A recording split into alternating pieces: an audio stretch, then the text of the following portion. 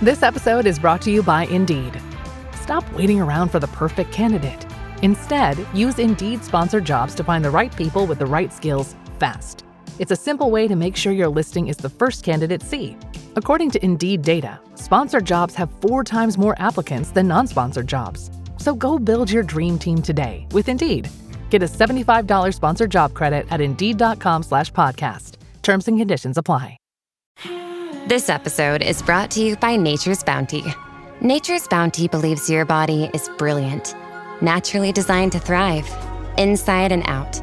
For those always looking for new ways to support your health from head to heels, Nature's Bounty has a range of over 400 vitamins and supplements born from 50 years of trust and care. Nature's Bounty. It's in your nature. Visit naturesbounty.com to learn more.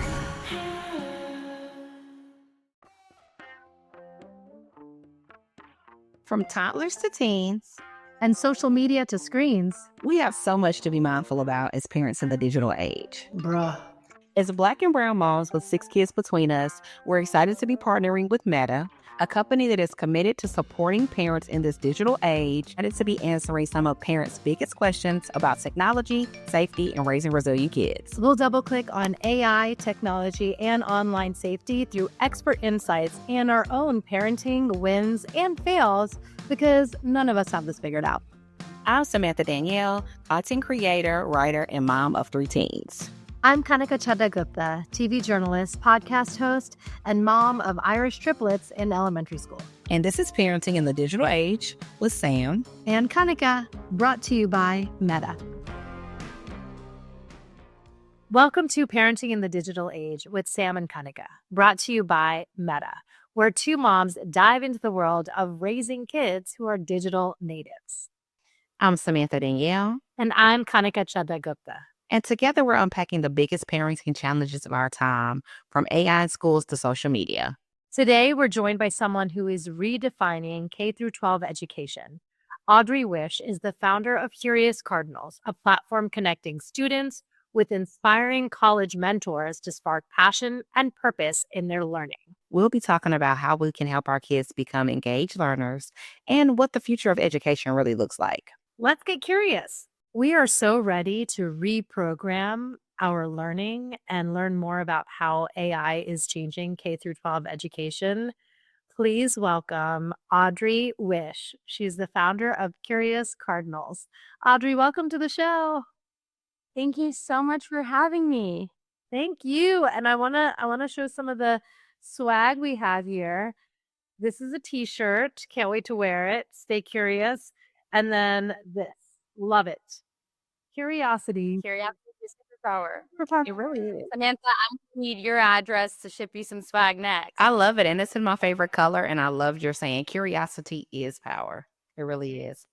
I love to say that, leaning into curiosity. So it's a really cool slogan. So thank you. It's something that applies to parents and kids alike. And we're just so excited to get into all the wisdom that you have to share with parents, because I still consider you kind of a kid, young adults. I'll take it. I'll own it. So I want to share how we met. Our common friend, Candace Nelson, put us in touch. She's the founder of Sprinkles and Pizzana, and she's an entrepreneur and investor. And she told me about you and the brand. And I just want to give you a testimonial at the jump, because my kids have Curious Cardinals mentors. And they started when they were in 1st grade. They had a mentor in Sarayu who was a sophomore at Stanford. And you taught my 1st grade twins CAD, computer aided design. Oh. Never in my wildest dreams did I think they had the interest, the attention span, the capability to do that.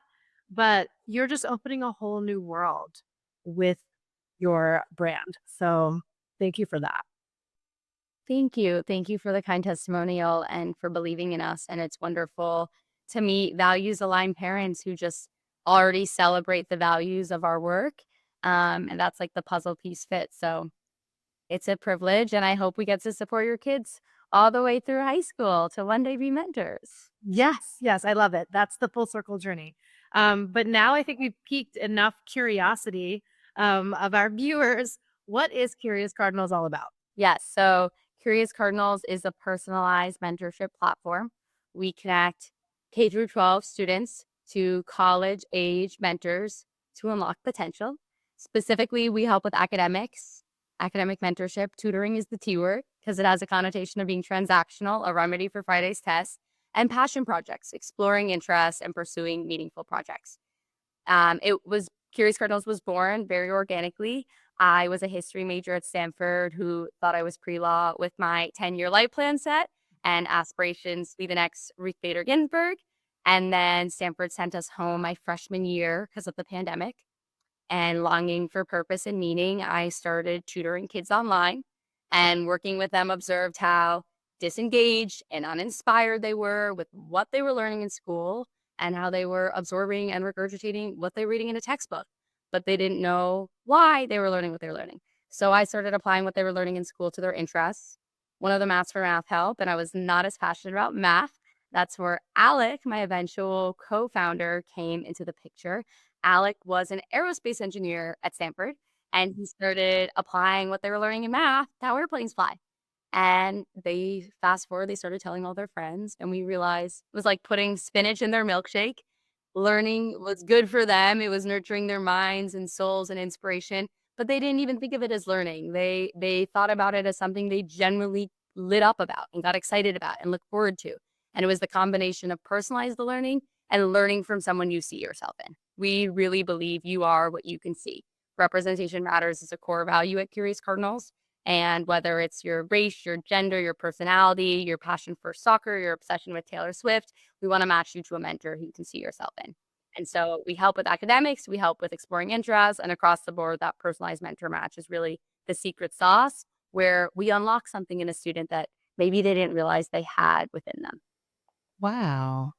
That is such a unique idea, and I know it's very impactful. I have teenagers, my kids are 15, 17, and 19. So I'm definitely gonna be jumping on your platform immediately after this. People hear the term mentorship, but a lot of times it's always um sometimes feels like it's only for certain people if you're lucky enough to have someone or know someone, but you're literally taking the hard work out, you're bridging the gap, and you're making it accessible for a large group of people. So this is so needed. Thank you for doing this. I do want to ask you, because you're in the educational space, you're in the mentorship space. How do you feel? Because I know you mentioned the pandemic. I feel like so many things have changed in education since the pandemic to now, including the use of AI. What is your stance on AI in the educational space? Do you think it's good? Do you think what is your perspective? What do you think? Great question. Well, let me start with at a high level, I believe in being curious. And so it's something to get curious about. As I said, I was the history major, humanities gal. My co-founder is the engineer who's always been championing ways we can leverage technology to do what we do better. And it was in a month after ChatGPT launched that a Curious Cardinals mom, who's also a mentor to me, I'm actually with her right now because we were at a conference together yesterday. Her name is Desiree. She's the CMO of Salesforce AI now. She called me and said, Audrey, you want to change the future of K through 12 education? You've got to hop on the AI bandwagon. I said, okay, no questions asked. I've got to overcome my fear and my discomfort. I need to get over this. I'm not a STEM tech gal, and I've got to learn to embrace this firsthand.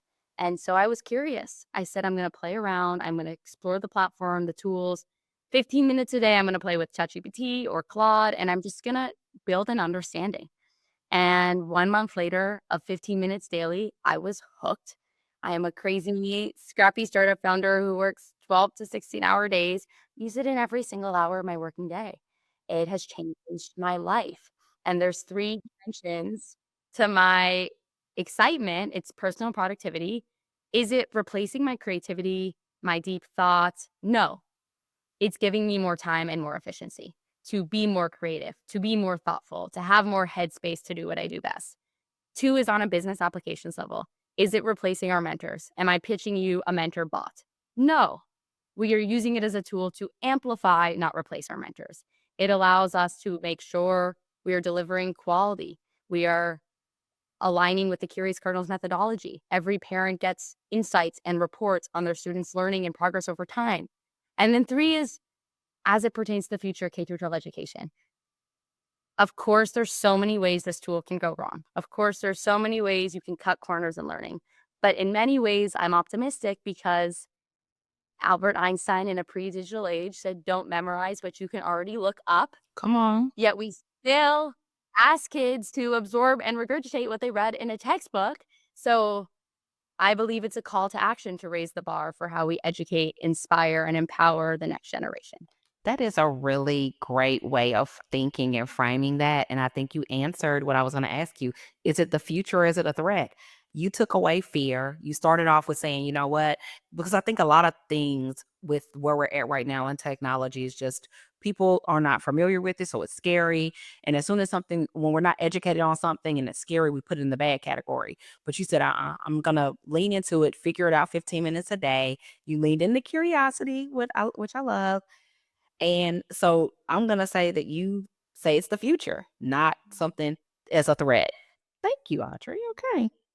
Yes. And as millennials, something that, we look back on is how we did look things up, but the technology was nowhere near as advanced as it is now. So, Sam, if you remember CD-ROMs, Of course. the Cardano, the good old card catalog at the library, or a microfiche where we had to read the tiny print of a newspaper that was on there on the screen. So we really had to rough it out, and I think it's hard for parents to adopt a new technology and get that tech fluency. So how do we overcome that? Let's start from parents and then how we can teach our kids. Yeah. Not to be a broken record, but you just have to be curious. It's gonna be uncomfortable. It's gonna make you frustrated. It's gonna make you feel visceral discomfort. I've taught 75 intraday AI workshops for parents in the last 21 months, and that's so empowering. It's empowering to share parents how this can be a tool to amplify, not replace. But I see that discomfort firsthand. I see frustration. I see, well, does this mean my kid's not going to learn how to write an email? Does this mean this and this? And the only way you're really going to be able to understand how it's going to change your kid's life is if you understand it firsthand. If you put it out of this black box and you leverage it as a tool yourself. One, that's how you'll be able to have thoughtful conversations with your kid. Two, that's going to be how you build their trust. Parents are used to hearing their kids say, you don't get it. That's why a mentor at Curious Cardinals is great, because it's someone who was in their shoes not too long ago, who grew up online, who had their education halted by the pandemic. We get it. We speak the same language. And parents don't. One way, though, to build trust when you say, hey, I don't want you using AI in this way, is to show them you understand how it works. And so that's really where we are for K through 12 kids. But I'm teaching all these workshops for parents because I believe the greatest way that we ensure our kids have a safe and productive and thoughtful AI future is for the adults in the room to be informed. I think kids left to their own devices, literally, is never a good thing.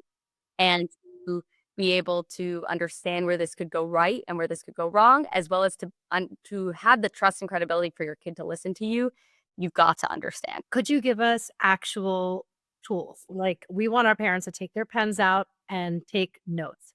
What are some of the AI tools that parents can start as a jumping point? Don't overcomplicate it.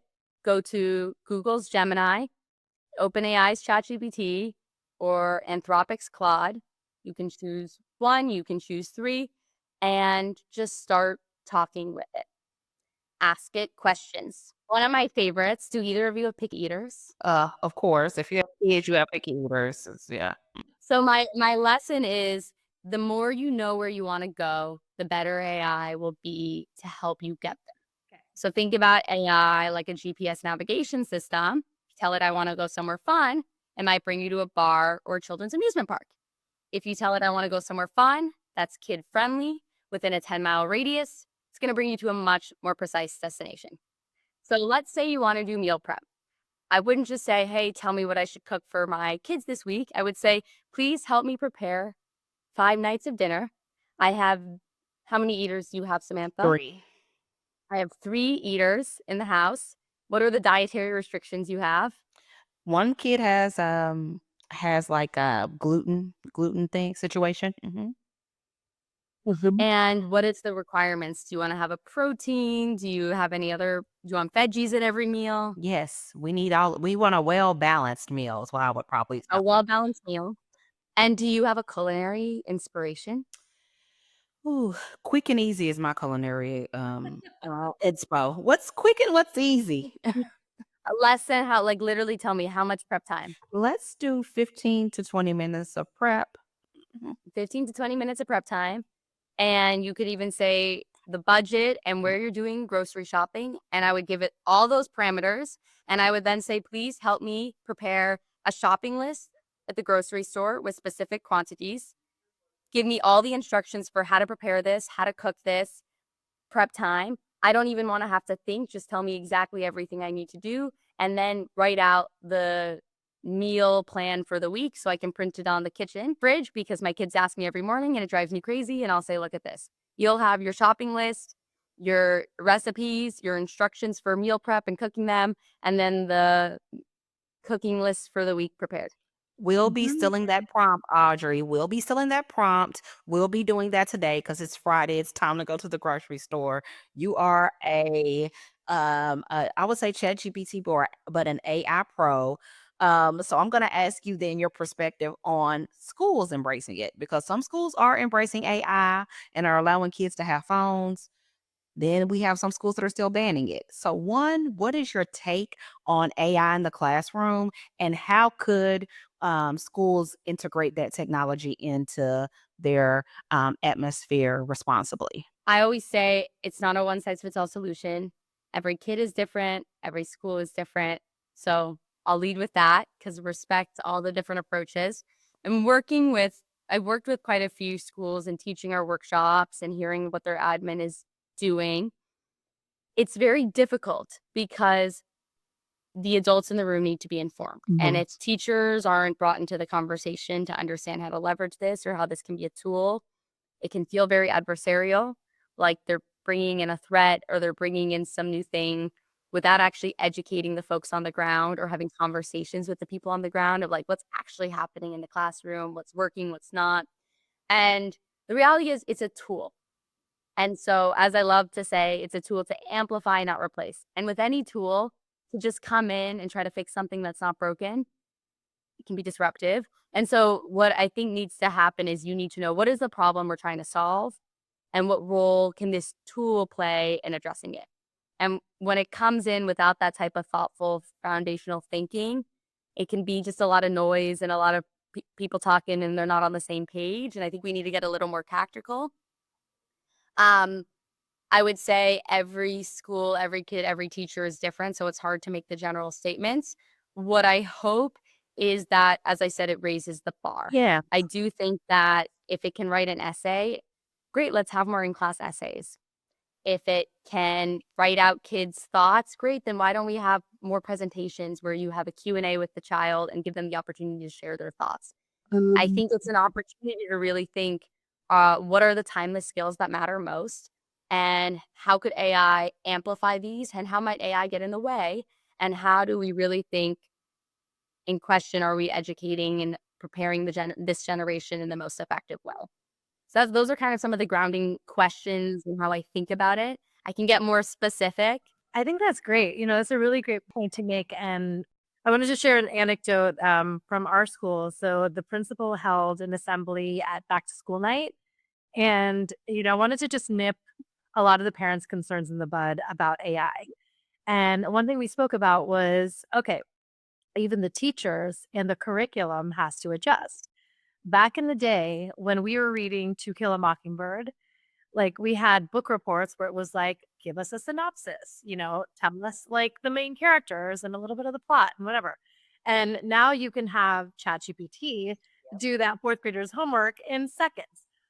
But how about the teachers reframe the book report and say, how are you like Scout? What are some personality traits that you possess that are similar to Scout? Or do you have a Boo Radley in your life? And now you had to have read the book to know who the characters are. You can't just pull it off of ChatGPT, and make it personal. And I think that's something that as parents, we can teach them at home too, because they're going to want to cheat their way through.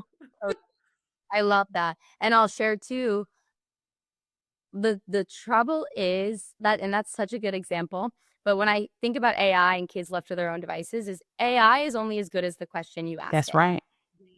And most kids don't know how to articulate their struggles. So I was working with one of my first students. She's now a freshman in college, and she's actually a mentor now, has 3 Curious Cardinals degrees. I worked with her from 8th grade to 12th grade. We worked mostly on our passion project, but she'd come with other things on her plate. She had an essay she was really struggling with. She was supposed to write a contemporary version of a scene from Shakespeare's The Tempest. So I said, okay, what's the scene about? It's about people courting each other. Great. How do you guys court each other these days? We use Snapchat. Great. Why don't you make it a Snapchat dialogue? She said, she got a little quiet. She was shyer then. I said, do you not like that? What do you think? She said, isn't my teacher going to think I'm a bad writer if I'm using emojis or LOL? And I said, why is that? And I said, what's the point of the assignment? She said, I don't know. Socratic method. I kept trying to pull it out of her, ask the questions, and she goes, oh, the point of the assignment is to show that the themes of Shakespeare are timeless. So if I write a Instagram DM or Snapchat DM dialogue, that's a really creative interpretation. But she didn't know the why. And we as adults often take for granted kids' ability to connect the dots or understand the why of the assignment, the why of their learning. And that's a thing that AI can't do for the kid. And so I think that really epitomizes you as a parent. It might be the perfect tool to, how do I remember what happened in Tempest? Helping my kid brainstorm what they should do for their essay.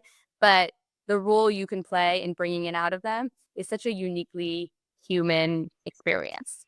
And it's a tool. I think the word that you use, it's a tool. I like to look at it as it's something to help like add to advance what we already have. It's not meant to think for us. It's supposed to help us expound on what we're already doing. And I think when people are getting scared, they're just thinking of it in the most like, oh, it's going to do everything for you. But like you said, it's gonna base everything off of what you feed to it. Like me and my chat GPT are like this, but I talk to it a lot. I give it a lot of information about me, my kids, my life. And I do think that it helps me make my recipes better. Like what you just said. Like I may have already wanted to like make a baked chicken dish, but I may say, I literally will be like, I'm tired of making this. What other things can we do? And it'll come up with different things that you can add to it. So I think that's a great approach. I think it's a great approach for what you express is great for the classroom and it's great for families, you know? We want to talk about phones, and it's something that we're tethered to all day long. We are, our kids are, if they're old enough, and teens especially can consider phones as their modern security blanket. How do we teach them that even the phones are a tool, but they're not something you live on?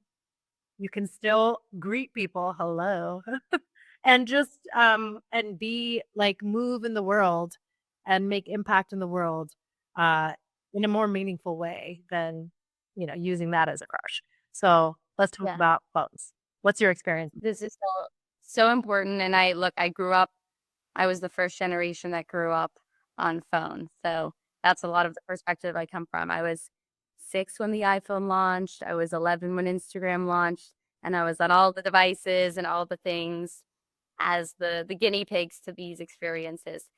I think that one of the most important things is parents modeling. Just as with AI, it's modeling to be curious. With phones, it's modeling to be present.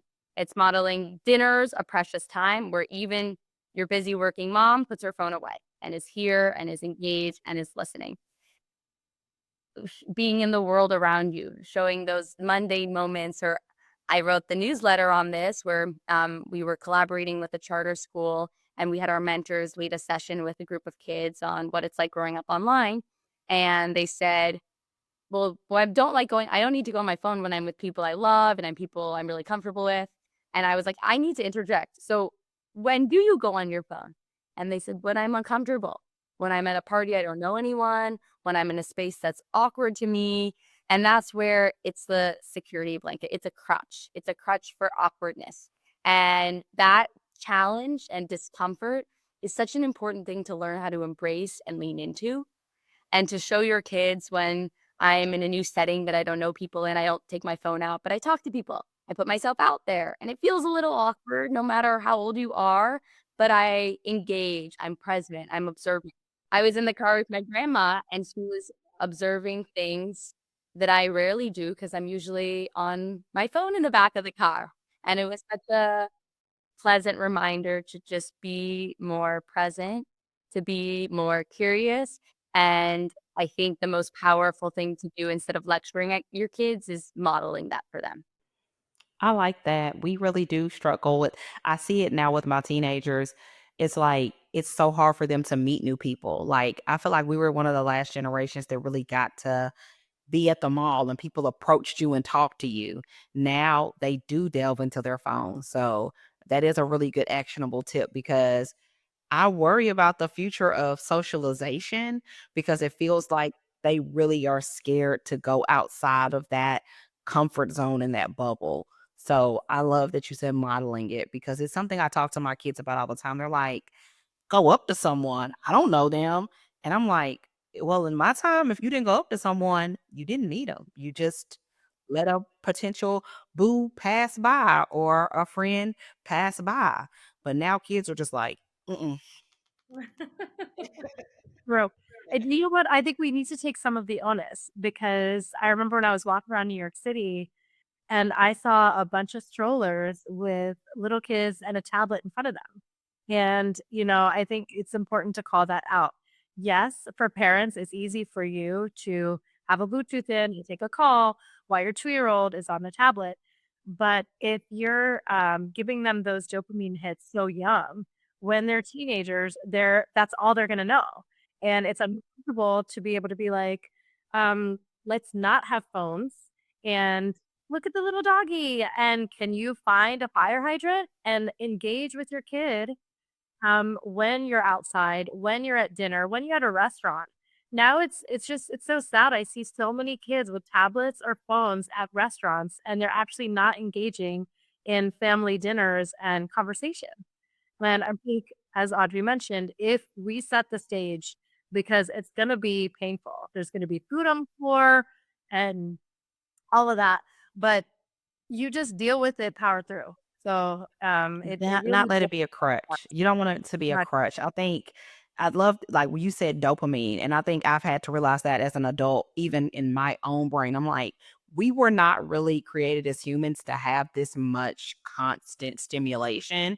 So sometimes it's good to just literally completely cut everything off. And like you said, the simple things that we were raised on. Spot 3 animals on our walk. What do you see on the thing, as we go down the street? I think it just helps our brains to take a break and just reset those chemicals in our brains to just be like this sometimes. Which something, and I feel like you may, because you have access to so many young people and in your mentorship program, how do you help teens navigate understanding the importance of having trusted adults besides their parents to discuss things with social media?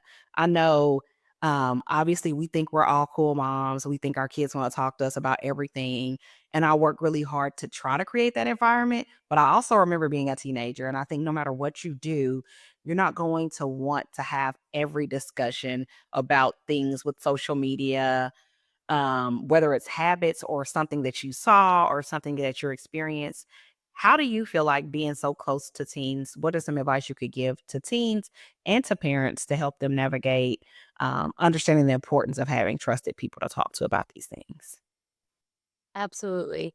I think you have to remember when you were a teen, and no matter how close you were to your parents or how much you love them, there's certain things that felt awkward to talk to them about. Or there might have been certain mistakes you made that mom or dad would have loved you no differently, but you were too embarrassed or ashamed to tell them. And so, how do you make sure, knowing that you're not going to be the person they tell everyone to, and that's okay? And if anything, you don't want to know everything. There might be some stuff better left unknown, but how do you make sure they have trusted people in their lives to turn to? Whether it's the neighbor next door, an older sibling, a cousin, a Curious Cardinals mentor. When you become a teen, you start not wanting to listen to your parents. It's literally biological. You're not supposed to, you don't want to listen to parents, you want to find other people. And if what you say goes in one ear, out the next, no matter how wise it is, how do you find other people to plant and reinforce those consistent messaging? And I just think knowing you can never do it all alone, and making sure when the going gets tough or when something happens that your kid might not want to tell you, who do they have in their ecosystem that they can turn to is so important. And I think for teens, it's nothing you have to say to them. It's just making those people accessible. It's inviting those friends over for dinner, getting the Curious Cardinals mentor set up. It's kind of just making that a part of their life and enabling it, and then encouraging, maybe sharing your own stories of the invaluable mentors you've had play big roles in your life, or the connections and friendships you forged. And I think also just knowing that it's okay that your kid's not going to listen to you for everything. How can you model the behavior and then surround them with people you trust who they hopefully will listen to? Okay. Yes. And Good. Sam, you do this so well because you're involved with Boys and Girls Club. And that's a great human connection and like active resource Yeah. where little kids get to spend time with cool older kids. For sure, and it makes an impact because I mean, I've literally seen it with my own 2 pupils. I have told my kids something that I know for a fact they rebuffed and acted like it was poison, and then heard someone else in their friend group or someone that's a little bit older, um, can be someone at Boys and Girls Club or a friend in the family who they think is obviously more cool than mom.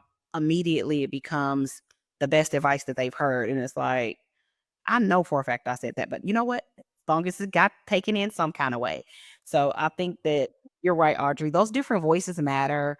Even if it's the same perspective, just having someone besides mom and dad tell you can definitely make them have a little bit of a more likelihood to listen. And I think the other antidote, which might sound so cliche, and I sound biased as the founder of Curious Cardinals, but it's having passions. I think the best thing is having something you care about that gets you off your phone. In middle school, I remember when I had soccer practice, I put my phone away. When I had dance, when I had track, like sports were so great, and just extracurriculars that you put your phone away. And for me, I think high school too, it was having things I cared about grounded me in knowing why I was working so hard, why I wanted to build the self-restraint even when it was difficult to put my phone away. And so I think whatever it is, whether it's dance or tennis or track or theater or violin or coding, learning to find something you care about enough is the greatest antidote to raising a present and curious kid. Because when you have a why, that's why you should study for Friday's tests. That's why you should put the phone away and get 8 hours of sleep. So you said passion. Can you talk about the difference between doom scrolling and dream scrolling then? That's Yes. something I hadn't heard before you, so I'd love for you to tell us about it and how can we help our kids integrate that, teens integrate that. I gotta give credit to Julia Nichols, a Curious Cardinals Northwestern grad mentor. She showed this wisdom. She said her mom taught her that. And I think it's very easy when you get on your phone to doom scroll, as they call it. Browse through content that doesn't make you feel so good. Maybe it's a supermodel's Instagram, and then you're like, why does my body not look like that? Maybe it's famous people's fancy vacations, whatever it is. There's a lot of content you can consume that leaves you not feeling so great. On the contrary, there's a lot of content that's really inspiring and powerful. In creating my growing up online workshop for parents, I went through my camera roll and I found screenshots of a professional female track runner. I was a competitive runner, Instagram story of bullet journals. And I was obsessed with bullet journals in middle and high school. And I totally forgot where that came from. That came from following track star Colleen Quigley on Instagram, seeing she did bullet journals of her habits. And I was like, I want to do that too. And that's amazing. That's such a positive learning to take away, a new habit I built because someone I look up to did that and modeled it, and I could incorporate it myself. And so often there's a sense of lack of agency online, and you need to feel it control. I think one, it's like the shifting from being a passive consumer to an active creator. And part of that is also an active learner. Who are you following? Why are you following them? How does that make you feel? And who do you look up to? How can you follow people and connect with people who give you inspiration, who make you want to work harder, who expose you to new habits or new mindsets that are empowering? That's a choice you can make for how to show up online. That's a really positive one. That's wonderful. I love that you summed that up so well. And we're going to remember these buzzwords. So, doom scrolling versus dream scrolling, and passive consumption versus active creation. Brilliant. Now, I want to kind of talk about the webinars that you've hosted on AI and how it's affecting K through 12 education. And you unpack a ton for parents and teens alike. So, tell us about firstly, how can parents navigate those tough conversations with kids? And we're just going to go in with the heavy stuff, like from, the birds and the bees and all of that, relationships. Like, how do we tackle that stuff? Because they are using, their apps to socialize and they have crushes and like that can get sticky. Totally. One is, I mean, there's certain like lessons that I think are great that are memorable. I remember my mom, I grew up in New York City, and she said, anything you post online could be a billboard in Times Square. That one was visceral. I call it the Times Square rule. I shared at my grown up online workshops because kids move so fast online when they're texting, when they're posting, and there's such an immediacy to it all. It's hard to make them stop to pause and think. I like there's also the PACT framework: pause, assess, control. What do you control? Your privacy, who's posting, and then think long term. Kids don't think long term. So you got to help them. And so I think there's certain kind of frameworks or lessons where you got to avoid being too preachy, but just here's something to think about when you're engaging. I think the other thing is to lead with curiosity, finding the fine line between the lecturing and the how does that make you feel? Why did you spend 90 minutes doing that? What would you like to have done instead? How can I help you? How do you make your kid feel like you're co-creating rules together? I did a post on this and I asked all of our mentors to comment your advice, and everyone said co-create. Like one girl said, my parents didn't let me have social media and it ultimately just made me feel more excluded and left out. And I wish she made me feel part of the conversation. Another said, Ashwin said, parents often forget how much kids care about being cool. We like likes. We like comments. Imagine being an insecure middle schooler going through puberty. Likes and comments feel really good. They're a great dopamine release. How do you make sure that's not your kid's crutch for validation and affirmation? And so I think there's the balance of the rules and guidelines and stories you share. And then I think also the open dialogue so that if you're saying, I can't believe that kid did that or posted that bikini photo, and then they're like, oh my God, I did that. Is my mom going to hate me now? How do you have an openness such that they don't feel shame or stigma in being honest with you? And how do you have an openness such that we as adults feel it? I could have just spent those 15 minutes reading. Why was I scrolling Instagram reels? And how do you also have the humility of sharing that? And the curiosity to ask, how does that make you feel? And then the follow-up of, so how can I help you? How can I help you control that impulse? How can we create rules together so you don't feel like that loss of control? That's beautiful. I love it. Packed. Pause, assess, control, Control. and think. And think. Mm. And the T is what we have to help them with. I think that's what you said. Because the T in think and then the T in teenage, it really can be frazzling. And I think the stat, I share this, it's either 70 or 80%. We can check. I think 70% of employers look at candidates' social media. Kids are not thinking that. Kids are not thinking that silly meme I'm going to post is going to get out there. The other thing with the group chats or the group DMs is often locker room chat exists digitally. And kids say things cool or that they don't mean. And then someone sends a screenshot and it gets out of context. And so I think the PACT framework, how do you, even knowing, hey, I know you're not on the job market yet, but one day you will be. And there's a permanence to digital engagement. And how do you do that in a way where kids who aren't extrapolating worst case scenarios have a sense for the gravity? So naysayers out there would say there's no need to introduce social or AI or any of this stuff at all. And we've read Jonathan Haidt's The Anxious Generation on the pod. I actually had the Disengaged Teen authors, Jenny Anderson and Rebecca Winthrop on. And so it is very top of mind for our generation of parents to feel like, you know what, maybe we just keep the kids away from this entirely. What do you have to say to them?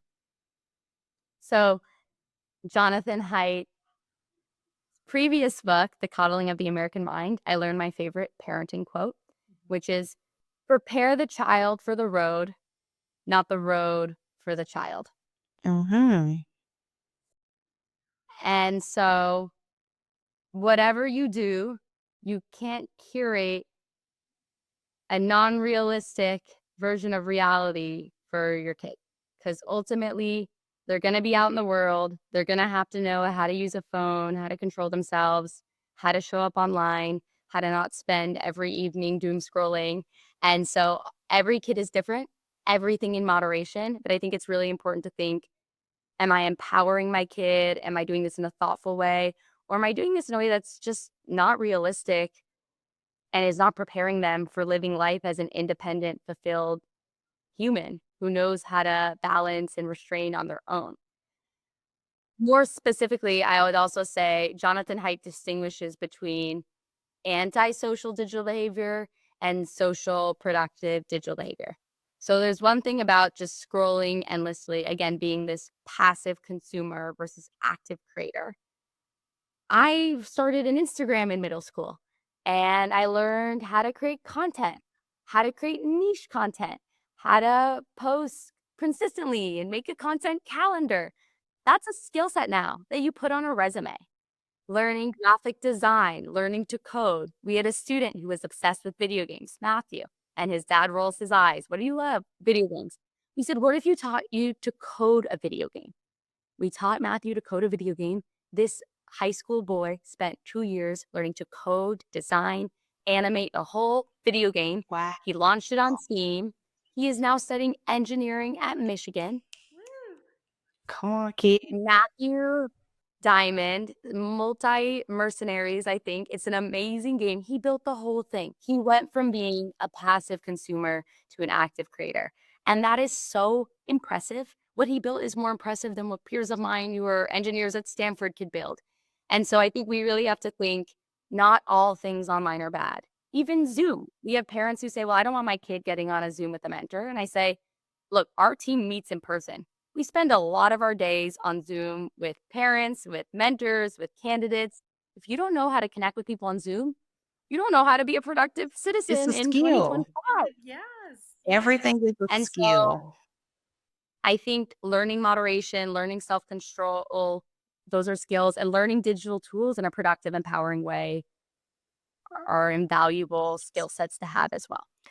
Wow, Audrey, I love it. And I'm going to definitely, I love the quote that you shared. I'm going to keep that in my heart because we cannot stop the world from happening. Whenever I hear someone say ban and no, I'm like, well, it's still going to happen, right? So you do have to prepare your kids to go on that journey.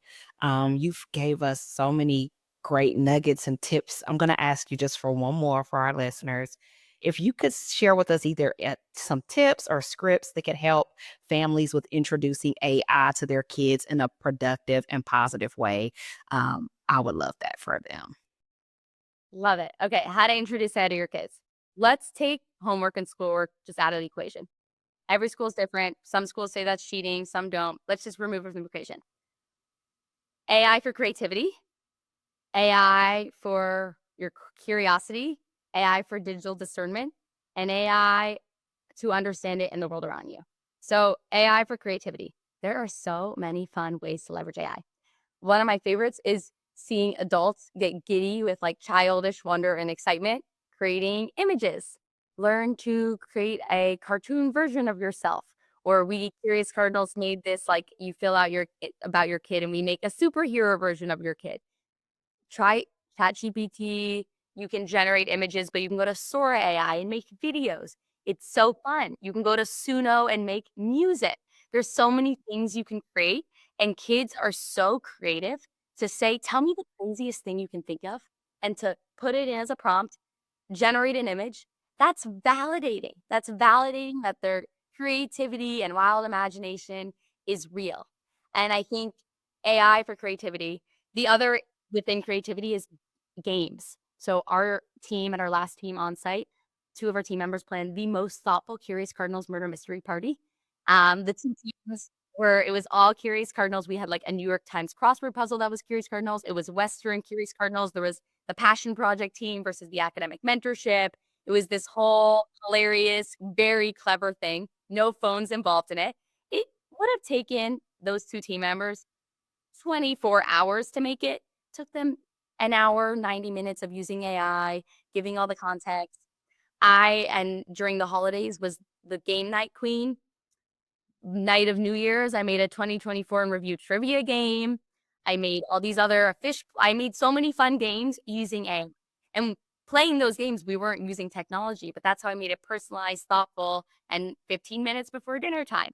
So creativity, go wild with AI for fun, for creativity. Second is AI for curiosity. When your kids ask you a question you don't know the answer to, model, I don't know the answer to everything, but I know how to find it. That's actually in our interview for mentors. We ask, what do you do if a kid asks you a question you don't know the answer to? The right answer is you say, I don't know. I'm a Harvard computer science major and I don't know the answer to everything, but I know how to find it. So I'm going to show you what I Google search, what I look up, how I find a credible source, because that's so powerful. So you as a parent can do the same. Let's say your kid asks you, what sports league is statistically the most difficult to win? Not a normal Google search. You go to ChatGPT or Claude and ask and say, then explain the math. It's going to give you the answer. And then you can say, okay, tell me the math equations, how you got there. And suddenly you're modeling, I don't know all the answers, but I know how to find them. My third thing is digital discernment. If you think about the 90s, you had to learn who's a safe human online versus a not so safe human online. Now we have to teach kids to learn who's a human and not a human online. Oh my God. What's up? Yeah. And so if we're going to show them how to use it to ask questions, model how to ask the right follow-up questions. Where did you get this information from? What biases are in the answer you gave me? I'm going to ask ChatGPT, Claude, and Gemini and see how they give me different responses. I'm going to ask what sources this came from. Those are the types of questions to model because one of the key skills we're going to have to teach kids is digital discernment. And fourth and finally is teaching them to discern AI in the world around them. So how Instagram knows the perfect yellow outfit I want to buy, that's AI. When I go to the airport and the bathroom that's occupied is red and the bathroom that's vacant is green, that's AI. Netflix knowing what you want to watch next, that's AI. Kids think AI is this like crazy fancy buzzword that's so inaccessible to them, and to teach them to know, oh, that's AI. Waze knowing the most quick route to get home today, that's AI. That's empowering. It starts to demystify for them and help them understand how this tool provides value in their life. So those are my 4 ways I recommend introducing AI to your Thank you, Audrey. So many great gems and tips you dropped on us. Thank you. So much. This was really, really wonderful. And I know that our parents are going to rewatch this episode to make sure. And I'm posting all of this on Instagram Reels. I'm posting the tips, the things for my lessons. So we'll all connect, and I will continue to try to share all of these things because I'm so glad you two are running this podcast and creating a forum for these types of conversations. And we're all committed to do the work to make it more accessible. Yes. Where can our audience find you? On Instagram at Audrey Wisch and at Curious Cardinals. And we're on LinkedIn. I write our weekly newsletter. So subscribe to the newsletter and go to curiouscardinals.com and subscribe, connect with us. And we share all of this. We have lots of virtual workshops and whatnot, and would love to stay connected. Okay. Thank you. Thank you, Audrey. Make sure to subscribe to the podcast series wherever you listen for insightful tips on parenting and online safety. And you can find me, Samantha Danielle, at samanthadanielle.com or on Instagram at Hey Samantha Danielle. And you can find me, Kanika Chadda Gupta, on my website, that's totalmomsense.com, and on Insta at Kanika Chadda Gupta. See you soon. See you soon.